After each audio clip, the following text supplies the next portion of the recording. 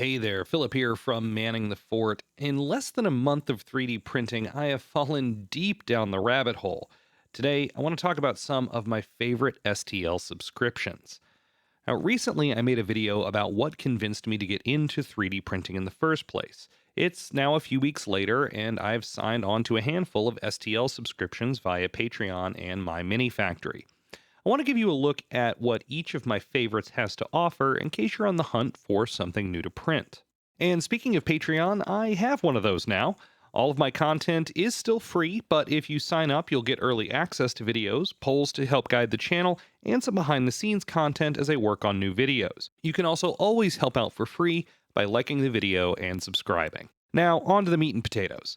I should mention that these are listed in no particular order, and my current favorites are definitely flavored by what games I'm making minis for. One thing to note is that basically all of these subscriptions come with a significant discount if you want to shop the company's back catalogs on places like My Mini Factory. Also, I believe all of the ones I'm going to mention today come with pre-supported options, which is great for beginners like me, and I have had zero issues with any of the pre-supported files. Now, let's start with some of the bigger players. The very first 3D printing Patreon I signed up for is One Page Rules. My gaming roots are deep in the Warhammer games that inspired OPR, so it seemed like a natural choice. Each month, for $10 American, all currency denominations will be in USD, you get access to a ton of minis. They're all based around factions included in the OPR rule sets, so you won't find some of the more traditional D&D races in here, but if you're into wargaming, it's hard to go wrong, since you also get all the paid versions of the OPR rulebooks, their beta rules, and extra scenarios. They deliver their minis through My Mini Factory, which is also nice. The normal method for subscriptions like these in the past was sending out a Dropbox or Google Drive link each month and then changing it over once the next set dropped, meaning that if you didn't download everything in the month that it was released, sorry about your luck. My Mini Factory saves your files in your library so you can go back and download it when you actually want to print it. OPR's files come in both STL and Lychee formats. Also, and I know this is a minor thing, but they seem to be some of the only people on the planet who know how to format a zip file so it doesn't create an unnecessary layer of subfolders. I've printed a few of the OPR models, and the detail and sculpt quality are absolutely top-notch. If you want something to stand in for games like Age of Sigmar or 40K, this is an easy pick. Next up, we have Loot Studios. I mostly stuck to their sci-fi packs, as I've been trying to get more non-grimdark sci-fi minis for games like 5 Parsecs from Home. Each subscription, their fantasy and sci-fi, is $15 a month, and they deliver through their own website, but it works pretty similarly to My Mini Factory in that your files are stored there in perpetuity. Loot offers a wide variety of sets from month to month with really strong themes. While this is a great option if you happen to be into that particular theme, there can be months that you just aren't feeling it. That's what happened with me.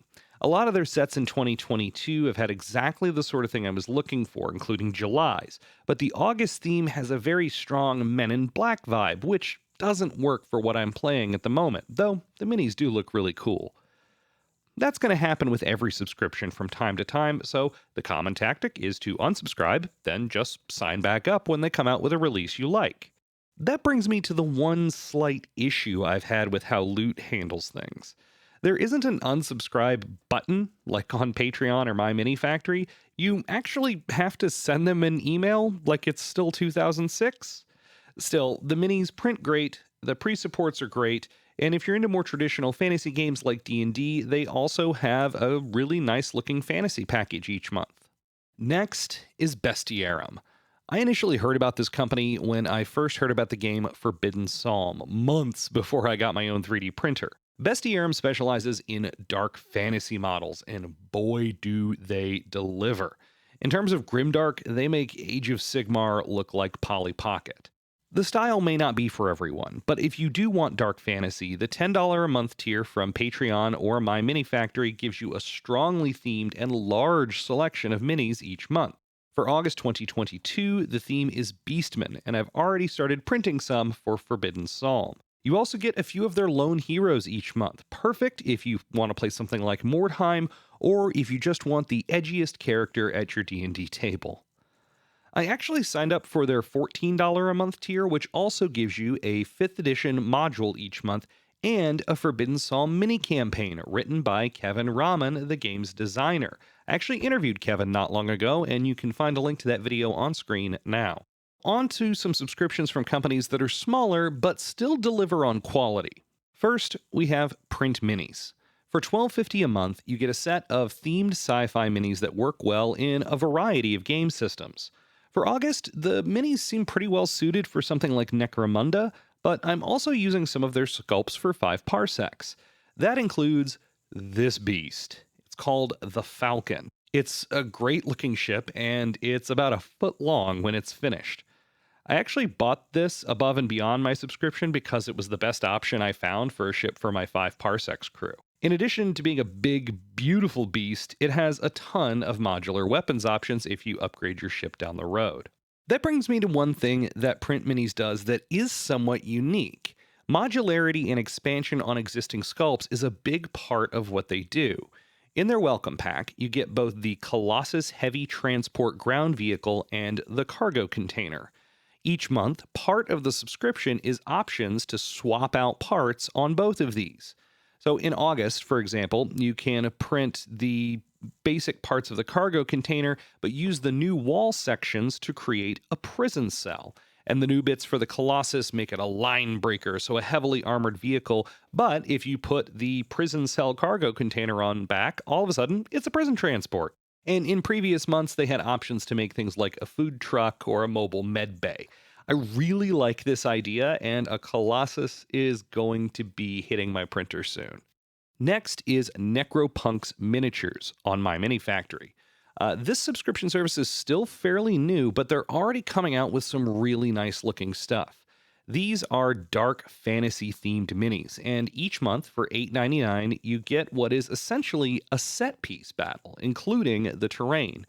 For August, it's the Undead Monastery, which comes with undead monks, a fallen angel boss, 3 plague mask wearing heroes, which would also be really good for Mordheim, and the monastery itself. I could see this working really well for a D&D DM who wants a nice big battle to close out a chapter of a campaign.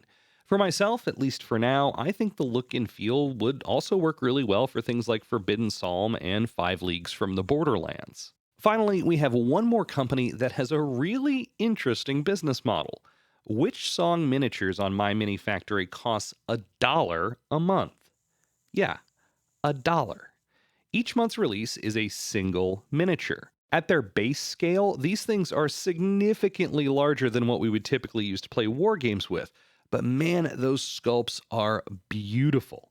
Now, a lot of these fantasy-themed sculpts have anthropomorphized animals, but not all of them, notably the Welcome Pack's Sunlight Seraph Angel. I haven't made any of these yet, but for $1 a month, they're gonna keep getting my money for a little while. There are a lot of other companies that I'm probably going to check out at some point in the future, things like Titanforge and Archvillain, and some smaller players as well. And that's going to happen once I transition into some more fantasy games. But what about you? If you have a favorite subscription, let me know down in the comments below. I know I mentioned 5 parsecs from home a few times in this video, and if you want to see the narrative introduction to my crew that I put together for that game, you can click on the link on screen now.